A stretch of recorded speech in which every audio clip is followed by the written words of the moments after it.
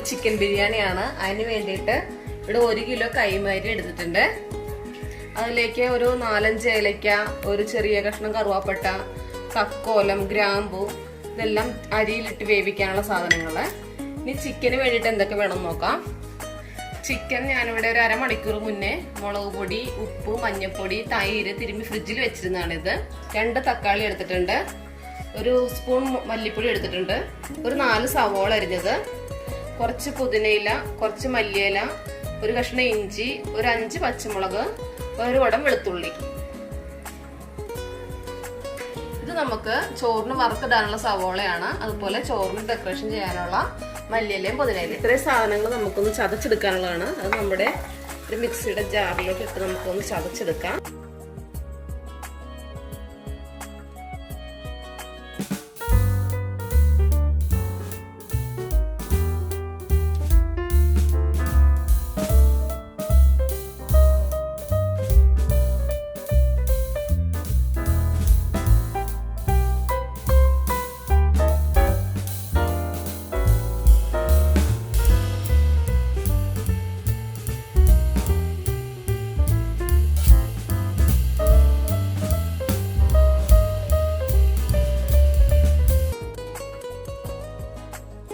ഇനി ഇതിലേക്ക് നമുക്ക് നമ്മൾ നേരത്തെ എടുത്തു വെച്ചിരുന്ന കറുവാപ്പട്ട, ഗ്രാമ്പു, ഏലക്ക ഇട്ട് കൊടുക്കാം. ചോറിന് ആവശ്യമുള്ള ഉപ്പ് ഇട്ട് കൊടുക്കാം.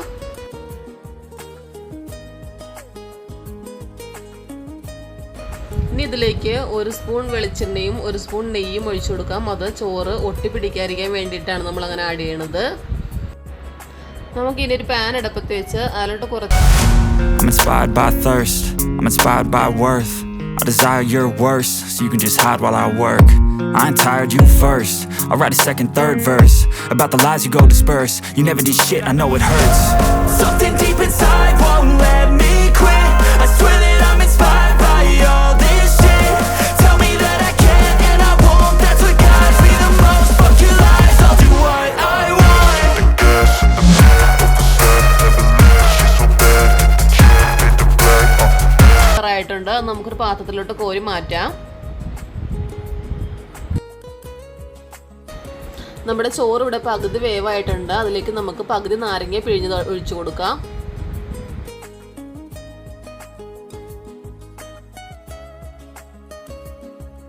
ചോറ് ഇവിടെ വെന്തിട്ടുണ്ട്. നമുക്കൊരു പാത്രത്തിലോട്ട് കോരി മാറ്റാം.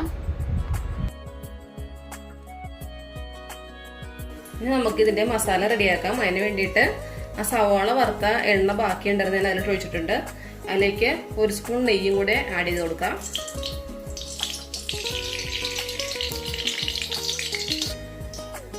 ഇതിലേക്ക് നമ്മൾ അരിഞ്ഞ് വെച്ചിരിക്കുന്ന 4 സവാള ആഡ് ചെയ്ത് ഉപ്പ് ചേർത്ത് നല്ലപോലെ വഴറ്റിയെടുക്കാം.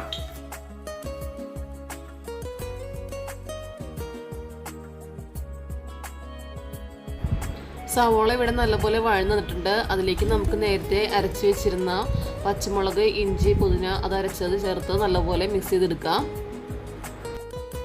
ഇതിലേക്ക് നമ്മൾ നേരത്തെ മാരിനേറ്റ് വെച്ച ചിക്കൻ ആഡ് ചെയ്യാം.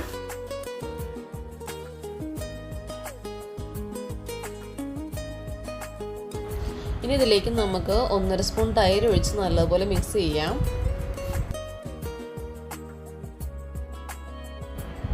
ഇനി നമുക്ക് നല്ലപോലെ മിക്സ് ചെയ്ത് അടച്ചു വെച്ച് വേവിക്കാം.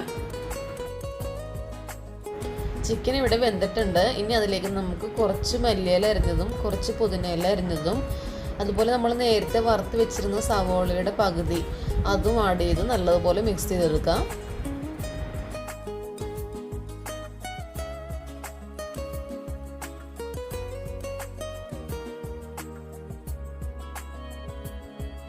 ഇനി നമുക്ക് ബിരിയാണി ദം ചെയ്യാം. അതിന് വേണ്ടിയിട്ട് ഒരു ചുവട് കട്ടിയുള്ള പാത്രം ഞാൻ അടുപ്പത്ത് വെച്ചിട്ടുണ്ട്. അതിലേക്ക് ആദ്യം കുറച്ച് നെയ്യ് ഒഴിച്ചു കൊടുക്കാം. ഇതിലേക്ക് നമുക്ക് കുറച്ച് ചിക്കൻ പീസും കുറച്ച് മസാലയും കൂടെ ഇട്ട് കൊടുക്കാം.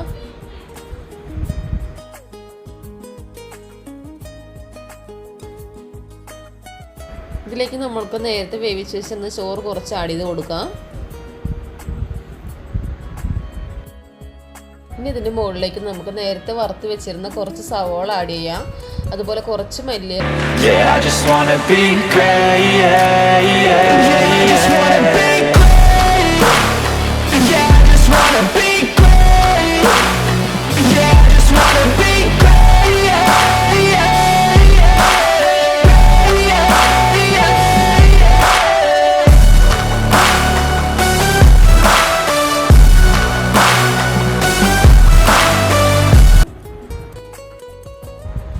ഇനി ഇതിലേക്ക് ഒരു ചെറിയ സ്പൂൺ ഗരം മസാലപ്പൊടി ആഡ് ചെയ്യാം. കുറച്ച് മല്ലിയില, കുറച്ച് പുതിനയില, നമ്മൾ നേരത്തെ വറുത്ത് വെച്ചിരുന്ന സവോള, കശുവണ്ടി, മുന്തിരി എല്ലാം ആഡ് ചെയ്യാം.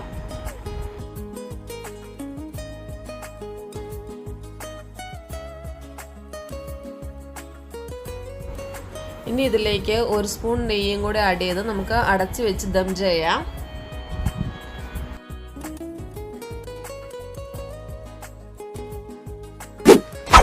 നമ്മളിത് ദം ചെയ്യാൻ വെച്ചിട്ട് 5 മിനിറ്റ് കഴിഞ്ഞു. സ്വാദിഷ്ടമായ ചിക്കൻ ബിരിയാണി റെഡിയായി കഴിഞ്ഞു. ഇതെല്ലാവർക്കും ഇഷ്ടപ്പെട്ടാൽ ഒന്ന് ട്രൈ ചെയ്ത് നോക്കുക. ഫീഡ്ബാക്ക് അറിയിക്കുക. അപ്പോൾ അടുത്ത വീഡിയോയുമായി വീണ്ടും കാണാം.